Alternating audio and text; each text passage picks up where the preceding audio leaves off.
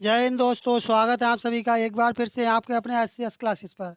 इस क्लास में जो 2024 में एसएससी जीडी के पेपर हुए थे, उसी का 15वां नंबर का सेट लेकर के आए, जिसमें सामान्य ज्ञान के 20 प्रश्न होंगे और सामान्य हिंदी के 20 प्रश्न होंगे। इसलिए आप क्लास को पूरा देखें, कहीं से भी स्किप ना करें, क्योंकि प्रीवियस ईयर क्वेश्चन हमें अवश्य लगाना चाहिए। इससे ये हमें ओवरऑल आइडिया हो जाता है कि किस तरह के प्रश्न एसएससी जीडी में पूछे जाते हैं। बढ़ते हैं अपने पहले प्रश्न की तरफ। पहला प्रश्न देखते हैं कि 2024 में एसएससी जीडी के पेपर में कौन सा पूछा गया था। निम्नलिखित में से किसे शास्त्रीय नृत्य में उनके योगदान के संगीत नाटक अकादमी पुरस्कार से सम्मानित किया गया। तब यह किसे सम्मानित किया गया था? ये किया गया था अखम लक्ष्मी देवी के लिए। पहला ही वाला ऑप्शन इसका सही जवाब होगा। बढ़ते हैं अपने नेक्स्ट क्वेश्चन की तरफ। नेक्स्ट क्वेश्चन है कि तीरंदाजी लक्ष्य पर एक्स रिंग डैश आंतरिक रिंग होती है। तब ये क्या होती है? ये आपकी होती है 10वीं। थर्ड वाला ऑप्शन इसका सही जवाब होगा। बढ़ते हैं अपने अगले प्रश्न की तरफ। अगला प्रश्न अपना है कि उस्ताद बिंदा खान का संबंध किस वाद्य यंत्र से है। तब इनका संबंध किस वाद्य यंत्र से है? इनका जो संबंध है वह संबंध है किससे? सितार से संबंध है। किससे संबंध है इनका? सितार से। पहला वाला ऑप्शन इसका सही जवाब हो जाएगा। साथियों, आपको क्लास कैसी लग रही कमेंट बॉक्स में अवश्य बताएं। अगला प्रश्न है कि किसी देश की अर्थव्यवस्था में सरकारी बजट का प्राथमिक उद्देश्य निम्नलिखित में से क्या है। तब प्राथमिक जो उद्देश्य होता है उसका क्या लक्ष्य होता है या क्या तात्पर्य होता है? तब क्या होता है? यह आपका होता है संसाधनों का कुशलतापूर्वक आवंटन करना। पहला वाला ऑप्शन इसका सही जवाब होगा। अगला प्रश्न है कि माथो नांगरांग का संबंध निम्नलिखित में से किस राज्य तथा केंद्र शासित प्रदेश से है। तब इसका संबंध किससे है? इसका संबंध है लद्दाख से। किससे संबंध है? लद्दाख से। बढ़ते हैं अपने अगले प्रश्न की तरफ। अगला प्रश्न है कि भारत में लौह युग डैश काल से जुड़ा है, जो लगभग 1500 ईसा पूर्व से 500 ईसा पूर्व तक चला। तो वह कौन सा है? मौर्य है, मुगल है, ब्रिटेन या वैदिक है। तब कौन सा वाला इसका सही जवाब होगा? इसका सही जवाब होगा वह है वैदिक। कौन सा हो जाएगा? वैदिक। फोर्थ वाला ऑप्शन इसका सही जवाब होगा। अगला प्रश्न है कि बैडमिंटन में एक तेज और निचला शॉट जो नेट पर क्षैतिज उड़ान भरता है उसे डैश के रूप में जाना जाता है। तो उसे किस रूप में जाना जाता है? फ्लक के रूप में, एरे के रूप में, ड्राइव के रूप में या ड्रॉप के रूप में? तभी किस रूप में जाना जाता है? ये आपका जाना जाता है ड्राइव के रूप में। थर्ड वाला ऑप्शन इसका सही जवाब होगा। आपको क्लास कैसी लग रही कमेंट बॉक्स में अवश्य बताएं।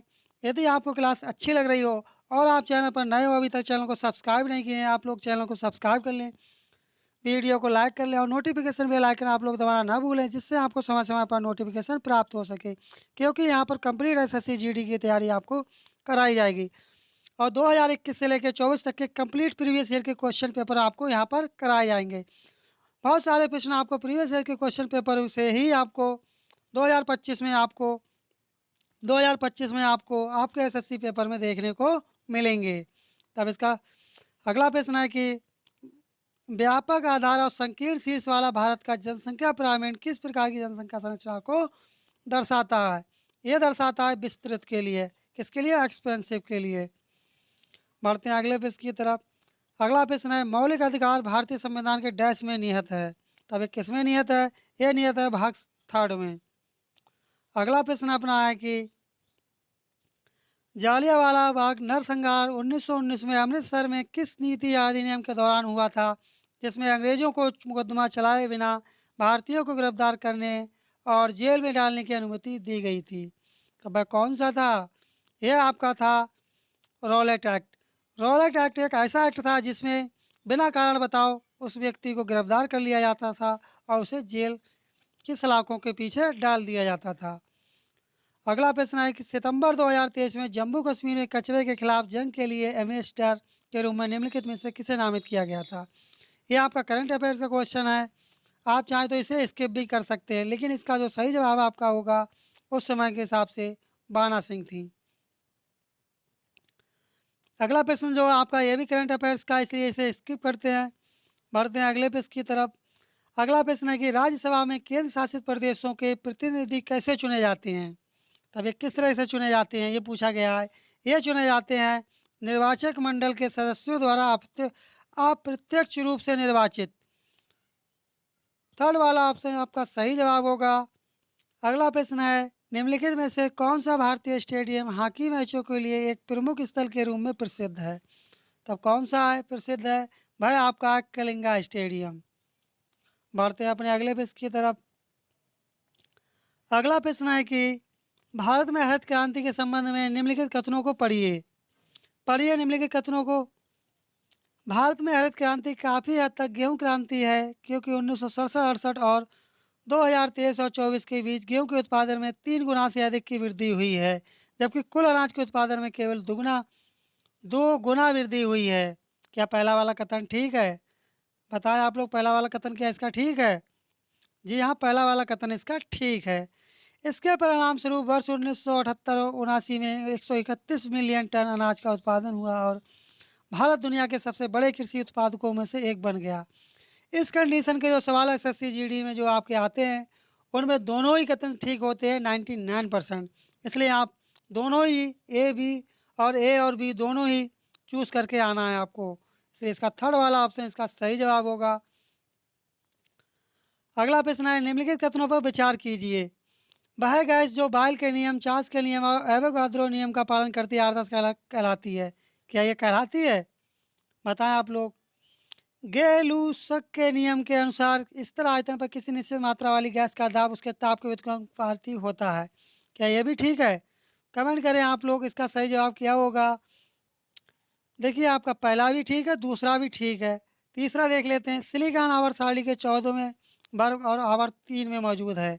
ये भी ठीक है। तब कौन सा ठीक हो जाएगा? पहला वाला ऑप्शन आपका ठीक हो जाएगा। आपको इससे पहले बता चुके हैं कि इस तरह के जो क्वेश्चन एसएससी जीडी में आते हैं वो 99% ABC या ए और बी दोनों ही कथन ठीक होते हैं। इस बात का आप विशेष ध्यान रखें, इसलिए आप इसी तरह का ऑप्शन चूज़ करके आएँ। अगला प्रश्न है कि हरित क्रांति के पहले चरण में HYV बीजों के उपयोग से मुख्य रूप से किन राज्यों को लाभ हुआ था? तब ये किन राज्यों को लाभ हुआ था? ये हुआ था पंजाब, आंध्र प्रदेश और तमिलनाडु के लिए। थर्ड वाला ऑप्शन इसका सही जवाब होगा। अगला प्रश्न है, भारत में डैश किसी में भी केंद्र शासित प्रदेश जिसकी शक्तियाँ राज्यों की तुलना में अधिक सीमित हों का निर्माण और उसे भाग कर सकता है या सकती है। तब इसका क्या होगा? इसका सही जवाब होगा, वह कौन कर सकती है? केंद्र सरकार, अर्थात यूनियन गवर्नमेंट। अगला प्रश्न है कि किस राज्य ने अपनी गरीबी उन्मूलन योजना का उन्नत संस्करण ओरुनोदोई 2.0 पेश किया? तब ये किसने पेश किया था? ये पेश किया था असम राज्य ने। अगला प्रश्न है और जीके जीएस का ये अंतिम प्रश्न है, इसके बाद में अपने सामान्य हिंदी के प्रश्नों की श्रृंखला के क्वेश्चन आएंगे, इसलिए आप हिंदी के क्वेश्चनों को भी आप पूरा लगाएं। लिंग अनुपात का उपयोग प्रति डैश पुरुषों पर महिलाओं की संख्या का वर्णन करने के लिए किया जाता है। कितने के ऊपर? 1000 के ऊपर। सेकंड वाला ऑप्शन इसका सही जवाब हुआ। इस तरह से अपने जीके जीएस की श्रृंखला कंप्लीट हुई। अब अपनी श्रृंखला आती है हिंदी के प्रश्नों की श्रृंखला। देखते हैं पहला प्रश्न हिंदी में क्या पूछा गया पूछा गया था। सार्थक शब्द ज्ञात कीजिए जिसका दमन ना किया जा सके। तब इसका क्या हो जाएगा? उसे कहेंगे अदम्य कहेंगे। अगला प्रश्न है कि रिक्त स्थान के लिए सही शब्द वाला विकल्प होगा। किसी अच्छी वस्तु की वास्तविकता से परिचय पाना आज के डैश संसार में विज्ञापन के बिना नितांत असंभव है। तो यहाँ पर क्या आएगा? यहाँ पे आपका आ जाएगा विशाल। यहाँ आपका आ जाएगा विशाल। अगला प्रश्न है कि आपको पुल्लिंग रूप चुनना है। क्या होगा पुल्लिंग? कभी कभी सबके साथ ज़्यादा डैश भारी पड़ जाता है। क्या भारी पड़ जाता है? ये भारी पड़ जाता है लगाओ। ज़्यादा लगाओ भारी पड़ जाता है। अगला प्रश्न है कि दिए गए वाक्यांश के लिए सार्थक शब्द याद कीजिए जिसके आने की तिथि निश्चित हो।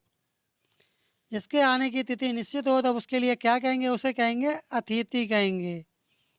अगला प्रश्न है कि विलोम शब्द आपको बताना किसका? आग्रह का विलोम बताना कि आग्रह का विलोम क्या होता है।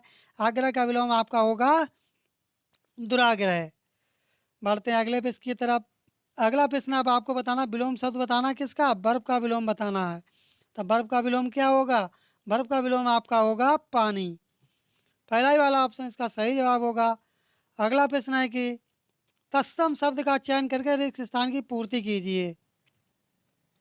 तब आपको पूर्ति करनी है। डैश ना जाने कब से भिन भिना रही है, तब ये कब से भिन भिना रही है, ये भिन भिना रही है मक्षिका, क्या मक्खी। लेकिन यहाँ पर पूछा क्या गया, तत्सम पूछा गया है। क्या पूछा गया, तत्सम। तत्सम में मक्खी को क्या कहेंगे, मक्षिका कहेंगे। अगला प्रश्न है कि बेसुध का आपको पर्यायवाची बताना है। बेसुध का पर्यायवाची क्या होगा, कमेंट करें आप लोग फटाफट। बेसुध का पर्यायवाची क्या होगा, बेसुध का होगा मूर्छित।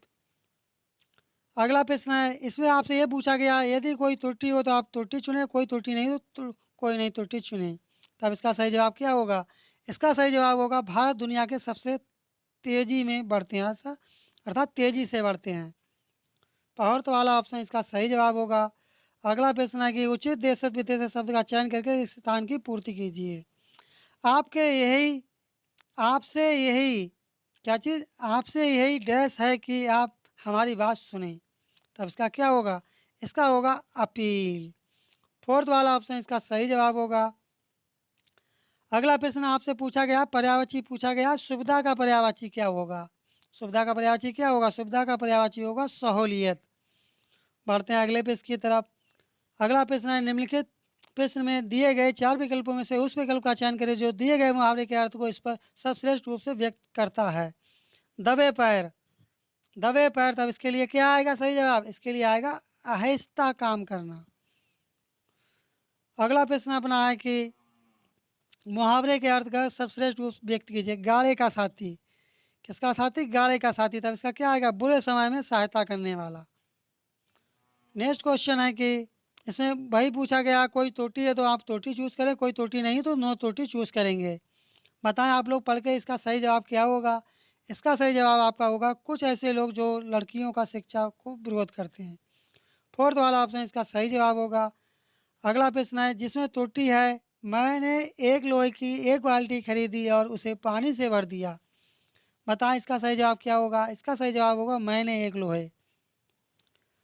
अगला प्रश्न आपको एसएससी जीडी के पेपर में एक गद्यांश पूछा जाएगा। उस गद्यांश से आपको 5 क्वेश्चन दिए रखे होंगे। उन 5 क्वेश्चन में से आपको चूज़ करके आपको बताना कौन सा ऑप्शन आपका ठीक होगा। पहला क्या है, इस पर कोई दो राय नहीं हो सकती है कि अंग्रेजों के बनाए हुए आपराधिक डैश।